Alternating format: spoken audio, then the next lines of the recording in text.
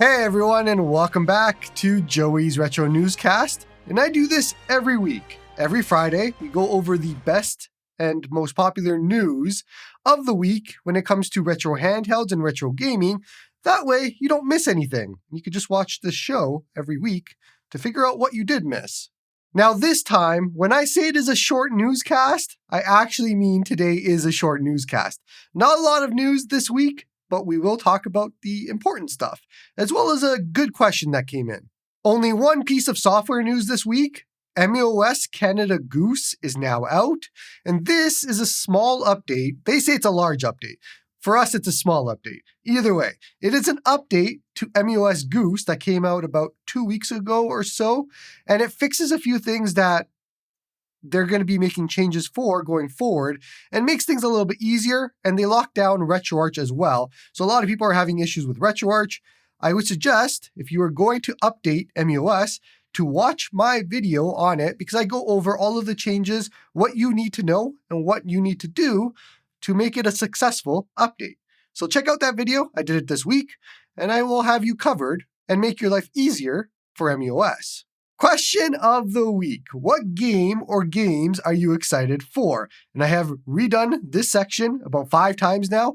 Whatever errors I come up with in this question of the week, we're going with it. If I burp or whatever, we're still going with it. So I'm excited for Digimon, obviously, Time Stranger. I've talked about it for a long time now. And yeah, super excited for that game. It's top of my list at the moment. But Octopath Traveler 0 looks awesome too. I'm excited for that. I like the Octopath games. That looks great. The Adventures of Elliot, the Millennium Tales, also looks awesome. And I saw that one in the Switch Direct, but I believe it's coming to PC and everything, so I'm waiting for that. I know there's a demo on Switch too, but no other platforms, which is weird. But that has the HD, 2D, 3D, whatever style that Octopath has and others, and it looks awesome. So I'm excited for that. Pokemon ZA. I have Excite for that. I don't have excitement for that. I'm halfway there. I think it looks good.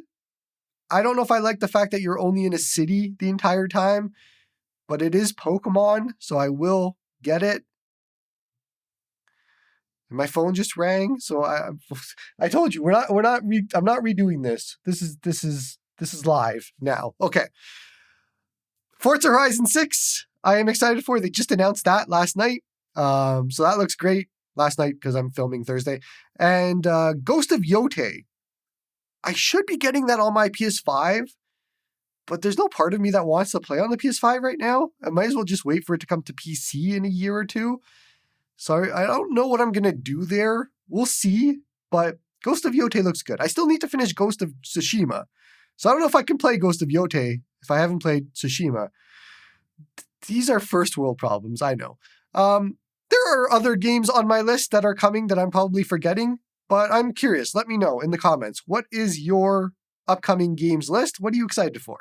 The XU Retro Dream 1 is going to be up for pre-sale in late October. This has a MediaTek G85 processor, 3 gigabytes of RAM, 32 gigabytes of internal storage, 4-inch 960 by 720 screen, Hall sticks, running Android, and it is priced at $66 US. This is one of those new upcoming devices that should theoretically bridge the gap for performance so that we don't have to keep saying this is PS1 and under. We can finally say this is N64 and Dreamcast and under. Maybe PSP, we'll see. But I don't have any familiarity with this chip.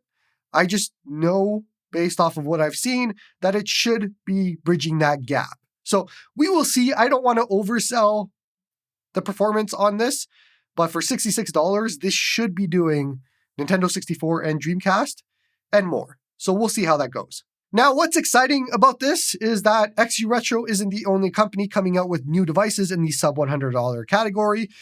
Mangmi Air X, we talked about, and we'll talk about today with the under $100. I did a review on that device. We have Ioneo with the Pocket Air Mini coming out with a sub $100 device. Now, normally nobody would care about a new sub $100 device. The difference is these devices are finally jumping performance gaps that we didn't have before.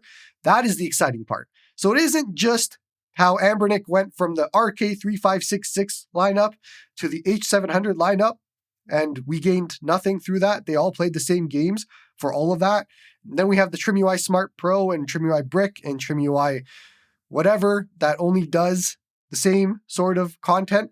These new handhelds are finally bridging the gap. They're finally jumping performance, and that is the exciting part. Now, speaking of Mangmi, they have delayed their launch to October 15th, and it was previously mid-September.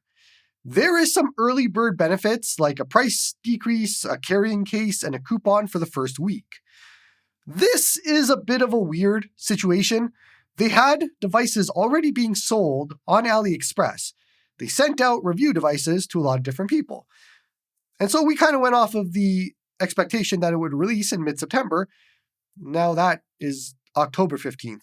Now, normally, my answer to this, because there's a lot of people that are going to be like, well, they waited too long. I'm going to go buy something else. I went and bought the Retroid Pocket 5. I went and bought XYZ. I went and bought all of this. My answer to that, in all scenarios, is, well, then you didn't really need the device. You really didn't. If the device was for you, you would wait for that device. If you went and grabbed something else, you didn't really need the Mangmi Air X or whatever it is. Like the Thor, for example. You're not going to be like, I'm going to go cancel the Thor and I'm going to go buy this. It's not going to happen. Pocket DS, same thing. Odin 3, same thing. These are devices that you are going to buy when you pre-order them. You're not going to be like, I can go buy something else. So the only difference here with the Mangmi Air X and any other device is price point. But you also know, in a lot of cases, if you're not going to wait for the month or so to get it, then it's just not for you. And that's fine. There's nothing wrong with that.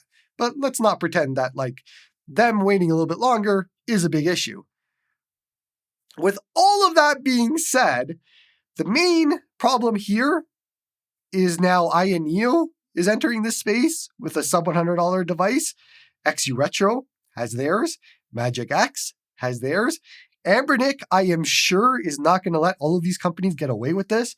So they are going to have something that comes out in the sub $100 category, and whoever else.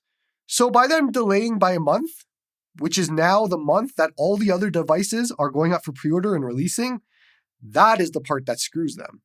Usually would not be a concern, usually would not be an issue, except this year, this month, is apparently when everybody decided we are releasing a sub $100 device, and they're all going to compete with each other, which is great for us, but sucks for Mangmi because of them delaying. Now, I do like the Mangmi Air X quite a bit, and so they have a little bit going for them in this scenario. They have a different screen size, all of that fun stuff. But we should talk about MagicX and what they have. MagicX is launching a new 135 handheld. Pre-sale starts October 10th, and it ships November 10th, which is a month between pre-sale and shipping, but whatever, I guess. They don't have stock for whatever reason. Not everybody is Anbernic, where when they release, they have all stock and they don't run out, all that fun stuff. So you have to wait a month between pre-sale and shipping, which, as long as there's no delays, is fine. Price is $80 US. MediaTek G85 processor again, same as the XU Retro. 4 gigabytes of RAM, 64 gigabytes of storage. Android, of course. 4300 milliamp hour battery. And the weird thing is, this is a dual D-pad handheld.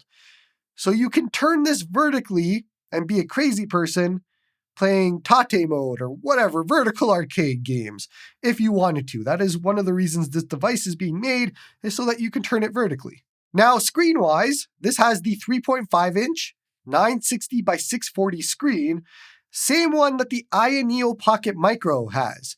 So this is basically a much cheaper Neo Pocket Micro.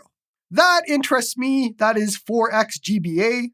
I have interests there. That aligns with my interests. But now let's talk about it. And first, my issues with MagicX. I like their devices. I've liked a lot of them. The 040 was cool. MagicX 028, whatever, the small one, was cool. A lot of their designs, a lot of their upcoming designs, and including those handhelds, have very small controls. Button-wise, very small. D-pad, usually very small. I'm waiting for some parts to fix it. I have the XU Retro. I don't know if it's going to come through on Newscast. I have the XU Retro, whatever this thing is called, V32 thing. Look how big that D-pad and buttons are. I would love to see this normalized on all handhelds. I am so tired of small D-pad and buttons. Even if the handheld is small, it does not mean the buttons and D-pad have to be small. This is a perfect scenario where I look at the render and I look at the size of everything. I'm like, that looks very small to me. And controls are the most important part of a handheld.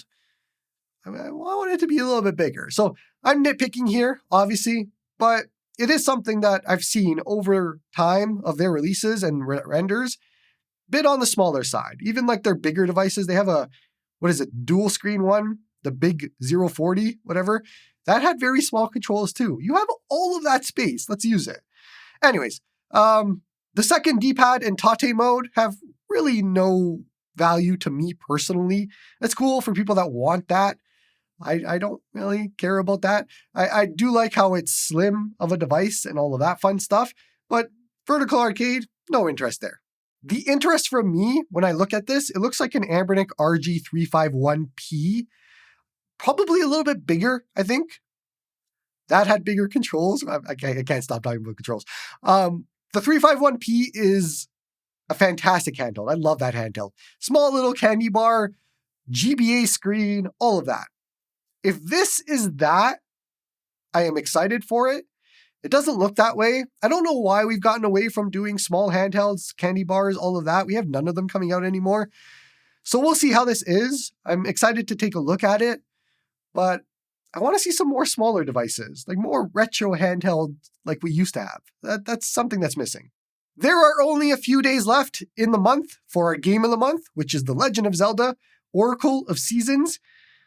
I'm close to am I close to finishing it? I got all of the seasons, and I think I'm somewhere near the end. I don't know. I probably have like 2 or 3 more dungeons, so I'm going to try and knock it out this weekend. But our ROM hack of the month, Castlevania Aria of Sorrow Reprise, which nobody has beaten except for me, apparently. Oh no, wait, there's a few others that beat it on the first week. So come play some Aria of Sorrow Reprise if you want. It's a ROM hack. Suikoden 2 is ending. It's a game of the season. So right now is the best time for you to join the Discord. We are going to be voting on all of these games for October. These newscasts are killing me. For October, we are going to be voting on Game of the Season, ROM Hack of the Season, Game of the Month, ROM Hack of the Month, Game of the Season. I am so done. Now, as far as what I have been playing this week, if I can get through it, it is Trails in the Sky, first chapter, the remake, whatever it is. I am really enjoying that game. It is, I've spoken about it before. I've tried so many times to get into the original. I couldn't. This game, they streamlined a lot of things and made it so much easier for me to get. And so, yeah, I'm enjoying it. It is slow paced. Not a lot is happening. I keep waiting for something to happen story-wise, but it is like Care Bears adventure so far. Like you're just going on whatever adventure and everybody's all happy, whatever, and nothing's really happening. And it's fine. I'm interested enough. I want to see where it goes, but I'm going to need a hook at some point pretty soon for me to continue for 9 more games or whatever, how many trails there are. Otherwise, I've been playing a ROM hack called Pokemon Recharged Emerald, which is basically Pokemon Emerald with some fixes. There's a Nuzlocke mode if you want it, a level cap mode if you want it, a whole bunch of other stuff. Pokemon follow you in the overworld, a bunch of other changes. It's pretty good. It's a really good ROM hack. All right, as always, we end off the newscast with the newscast Q&A. You can send in your questions through email, newscast@joeysretrohandhelds.com, or there's a Discord channel in the Discord, newscast Q&A. You can send it in through there. One question comes in from Jeff. Hey, Joey, why do so many of the Chinese handheld makers keep putting the D-pad on the top left and the analog stick underneath, when it seems like most of us in the Western retro handheld community would prefer it flipped? Is it because the Chinese domestic market really favors D-pad first layouts for retro gaming, and we in the West just get what they design for themselves? Or is it more of a case of them not fully understanding the Western preferences? Or maybe a mix of both? All right, Jeff, let's get into this one. Even the Western market cannot agree on where to place the D-pad. Here is the problem. All right, we're going to get into this. Here is the problem. Everybody grew up with the PlayStation. And not everybody. Most people grew up with the PlayStation. If you look at all of the PlayStation controllers, all of them have the D-pad top and then the stick underneath. And so what happens is you get these devices where it's D-pad top, stick underneath, and people come into your comments and are like, why are you complaining about the D-pad top sticks under when a PlayStation controller has that layout? Are you stupid? Have you never held a PlayStation controller before? I want everybody to go look at a PlayStation controller. I'm going to put it up on screen. Here is a PlayStation controller. Here is a handheld like the Retro Pocket 5. We're going to play Can You Spot the Difference? I'm going to give it a few seconds. I think a lot of people know where I'm going with this. There is a massive difference here. The D-pad top on a controller works because you can offset the layout of the sticks to go in. When you do that, your thumbs do not hate you anymore. Your hand does not hate you anymore. And suddenly, D-pad top works because stick's bottom is fine. Now, this has been a long-standing thing forever now, where people pretend that D-pad top is a better layout because of PlayStation controllers, not realizing that the reason PlayStation controllers work is because of the stick layout being offset. When you do an offset layout like that, any layout is fine. Look at the Steam Deck. It is offset in the same line, and it is comfortable. Go look at the Portal. The D-pad is bottom on the Portal, but it is comfortable because it is offset.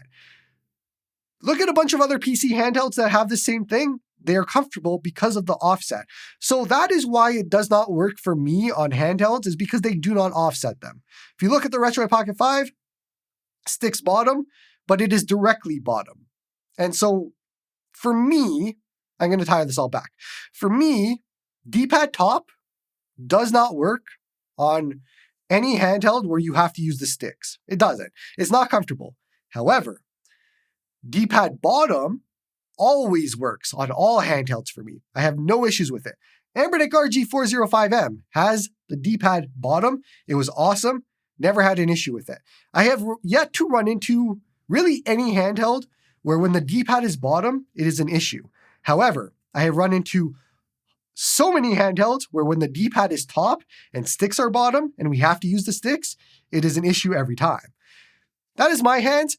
To answer your question, I don't know the answer. I don't know the answer of why they designed them this way.